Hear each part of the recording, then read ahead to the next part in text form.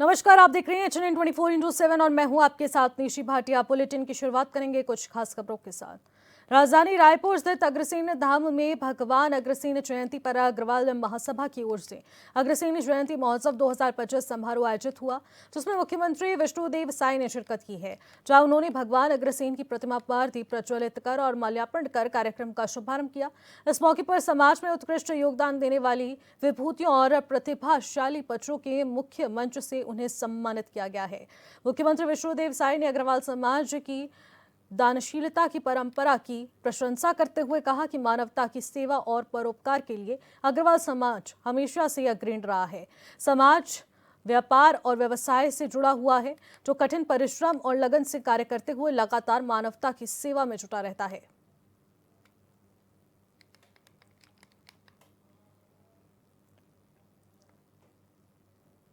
खबरों में आगे बढ़ेंगे। राजधानी रांची में एक बार फिर से जमीन घोटाले को लेकर प्रवर्तन निदेशालय यानी कि ईडी ने मंगलवार को बड़ी कार्रवाई की है।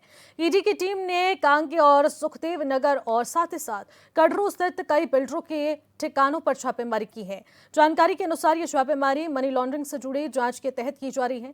ये भी बताते चले कि इससे पहले भी 10 जुलाई 2024 को ईडी की टीम ने कांके क्षेत्र में विवादित जमीनों का सत्यापन किया था और उस दौरान जामा मौजा में CNT एक्ट और सरकारी जमीनों से जुड़े दस्तावेजों की बारीकी से जांच की गई थी।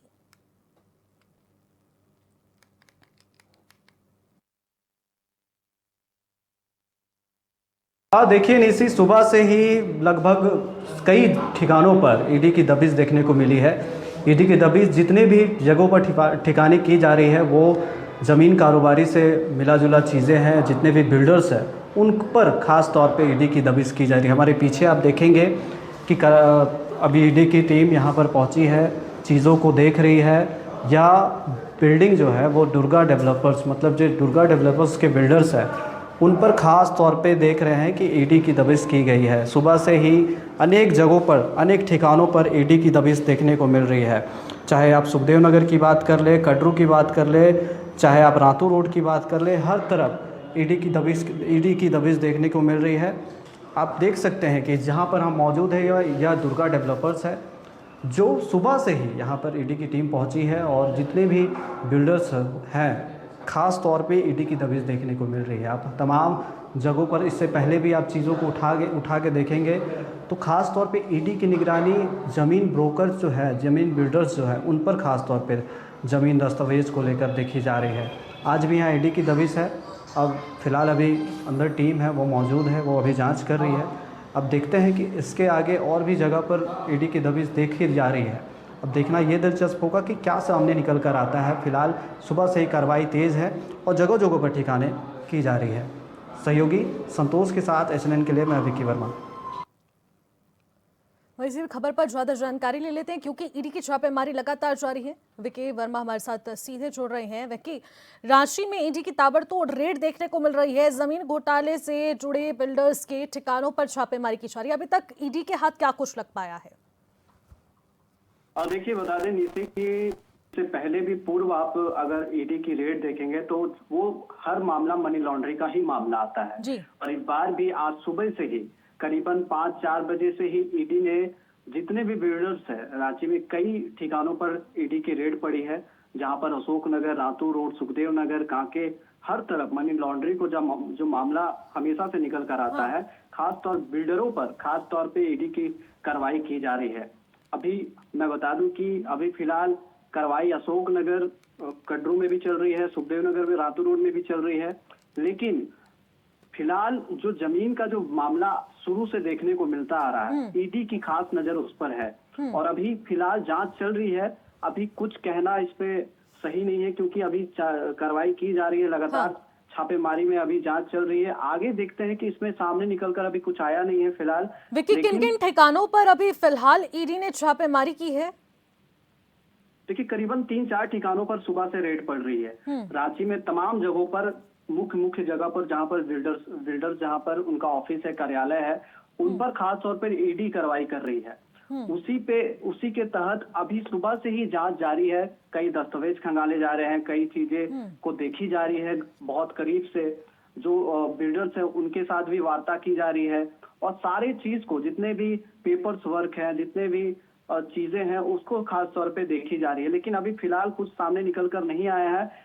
ईडी की कंप्लीट कार्रवाई होने के बाद ही कुछ सामने निकल कर आता है। निशी, बिल्कुल, और इससे पहले भी आपने भी बताया, इस बात का जिक्र किया है कि 2024 10 जुलाई को ईडी ने पहले भी छापेमारी की थी कांके क्षेत्र में, और वहां पर भी विवादित जो जमीनें थी वहां पर सत्यापन कराया गया था। क्या इस बार भी कुछ ऐसा नजारा देखने को मिलेगा जहां पर अब डबल क्रॉस चेक करते हुए यहां पर सत्यापन किया जाएगा? देखिए, सत्यापन की बात जहां पर हो रही है, वो आपने बहुत अच्छी बात कही निशी, क्योंकि सत्यापन का ही मामला हमेशा से सुर्खियों में रहा है। क्योंकि कांके की बात कर ले, चाहे अब इससे पहले भी पूर्व मामले भी, जितने भी ईडी की रेड पड़ी है, वो मनी लॉन्ड्रिंग का ही मामला सामने निकल कर आता है। क्योंकि आप नेता मंत्री जहां जितने भी ईडी रेड के निशाने पे आए हैं, वो हमें जमीन का ही मामला जुड़ा हुआ हमेशा से आया है। और इसी तौर पे कांके रिजॉर्ट का भी एक मामला है, जहां पर कांके रिजॉर्ट में उस चीज को, मामलों को देखते हुए ईडी ने कई बिल्डर्स पर छापेमारी की गई है। अब देखना ये दिलचस्प होगा कि पहले से जिस तरह से जमीन मामले में बहुत सारी नाम सामने आए हैं, उसी तरह से बिल्डर्स अभी जो कार्रवाई चल रही है उस पर कौन कहाँ क्या निकल कर आता है। बिल्कुल, इस खबर पर नजर बनाए रखिएगा। वेके, बहुत बहुत शुक्रिया तमाम जानकारी के लिए। खबरों में आगे बढ़ते हैं। हजारीबाग में उत्पाद विभाग एक्शन मोड में नजर आ रहा है। लगातार उत्पाद विभाग की छापेमारी जारी है। इचाक थाना क्षेत्र में उत्पाद विभाग ने छापेमारी की, जहां संचालित देसी शराब की जलती भट्टियों में छापा मारा गया। कार्रवाई में शराब कारोबारी में हड़कंप मच चुका है। छापेमारी के दौरान भारी मात्रा में अवैध शराब बरामद की गई है। साथ ही संलिप्त अभियुक्तों के खिलाफ संबंधित धाराओं में मुकदमा भी दर्ज किया गया।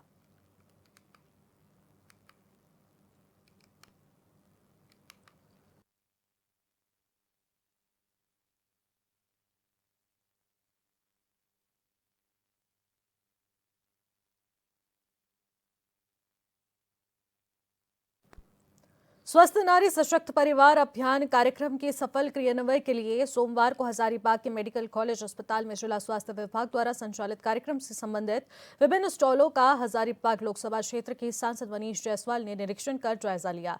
इस दौरान सांसद मनीष जायसवाल ने खुद अपने हाथों से कई किशोरियों के बीच सैनिटरी पैड्स का वितरण किया और यहां पर ट्रॉमा सेंटर के बाहर लाए गए विशेष कैंप के स्वास्थ्य स्टॉलों पर स्वास्थ्य कर्मियों ने महिलाओं, किशोरियों और बच्चों के लिए एनसीडी और एनीमिया, बता दें कि इसके साथ ही साथ स्किल सेल और साथ ही साथ मानसिक स्वास्थ्य जांच और परामर्श दिए गए।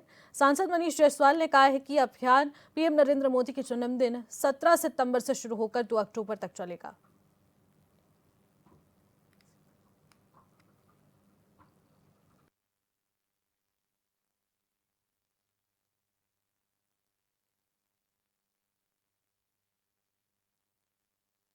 का शिविर क्या उद्देश्य इसका?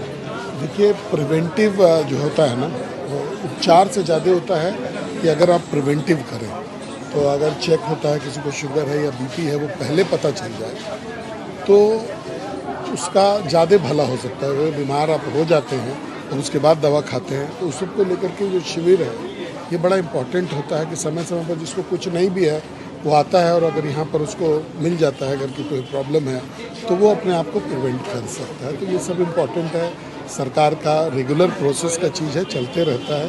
और अभी यहाँ पर आयोजित है 2 तारीख तक का पूरा प्रोग्राम है, चल रहा है। हम सभी लोग से आग्रह करेंगे आपके माध्यम से कि आएँ और इस शिविर का जो है लाभ लें।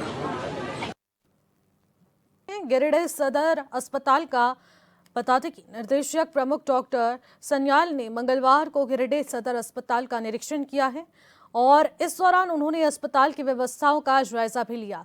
कई मामलों में तत्काल कार्रवाई की गई। निरीक्षण के दौरान राशि रेफर की बढ़ती प्रवृत्ति पर उन्होंने कड़ा असंतोष जताया है। डॉक्टर सन्याल ने कहा है कि हर मामूली केस में आखिरकार मरीजों को रांची क्यों रेफर किया जाता है, इलाज की सुविधा स्थानीय स्तर पर उपलब्ध क्यों नहीं कराई जाती। उन्होंने निर्देश दिया कि आवश्यक रेफर की प्रथा पर रोक लगा दी जाए और मरीजों को यथासंभव यही उचित इलाज मिले। इसके अलावा उन्होंने आयुष्मान भारत योजना के तहत चल रहे इलाज की जानकारी ली। डॉक्टर सन्याल ने अधिकारियों से कहा है कि आयुष्मान के अंतर्गत उपलब्ध उपचारों की पूरी सूची अस्पताल परिसर में बोर्ड पर प्रकाशित की जाए ताकि मरीजों को जानकारी मिल सके।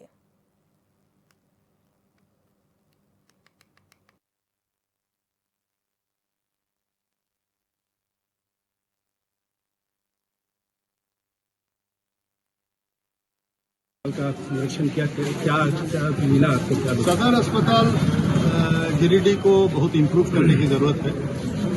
पेशेंट का फ्लो बहुत कम है।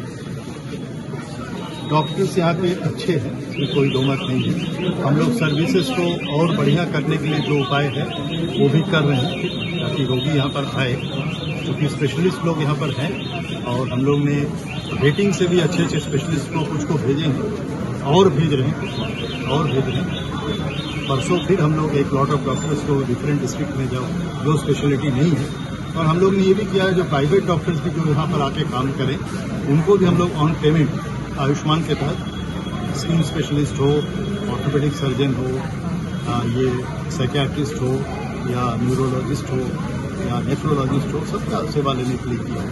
उम्मीद है जो इस सरकार में हम लोग इस अस्पताल को फेसलिफ्ट 1 साल के अंदर। सर, रेफर को लेके आपने रेफर के लिए सबसे बढ़िया ये है, हम लोग यूजुअली मेडिकल कॉलेज में रेफर करते हैं, तो मेडिकल कॉलेज में ये लोग पता लगा के रखें जो वहाँ पर जगह है कि नहीं। हम लोग ने उनका नंबर भी शेयर किया, तो वहाँ पर जगह खाली होगा तभी ये रेफर करें।